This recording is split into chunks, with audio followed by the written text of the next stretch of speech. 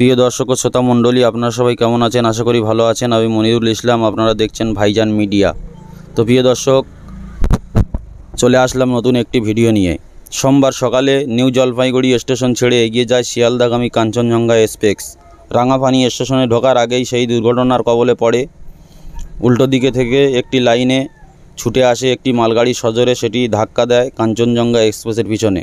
প্রিয় দর্শক ও শ্রোতা মণ্ডলী, সোমবার গা শিউরে ওঠার মতো দুর্ঘটনার কবলে পড়ে শিয়ালদাগামী কাঞ্চনজঙ্ঘা এক্সপ্রেস।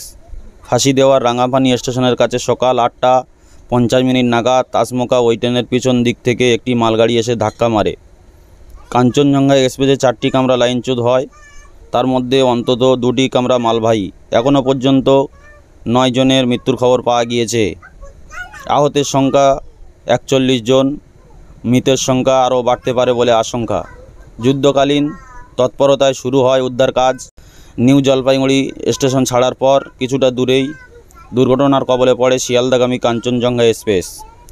ওই লাইনে পিছন থেকে আসে একটি মালগাড়ি, সজোরে ধাক্কায় দুমড়ে মুচড়ে দলা পাকিয়ে যায় কাঞ্চনজঙ্ঘা এক্সপ্রেসের 2টি কামরা। ঘটনার জেরে এখনও পর্যন্ত 11 জনের মৃত্যু হয়েছে। উত্তরবঙ্গ মেডিকেল কলেজ হাসপাতালে আনা হয়েছে মৃতদেহগুলি। মৃতের সংখ্যা আরও বাড়তে পারে বলে আশঙ্কা করা হচ্ছে। মৃতদের মধ্যে রয়েছেন কাঞ্চনজঙ্ঘা এক্সপ্রেসের গার্ড ও মালগাড়ির 2 চালক।